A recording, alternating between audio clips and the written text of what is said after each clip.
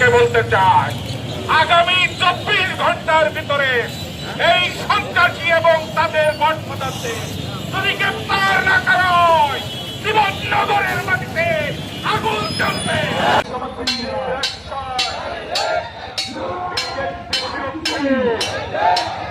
সন্ত্রাসীদের বিরুদ্ধে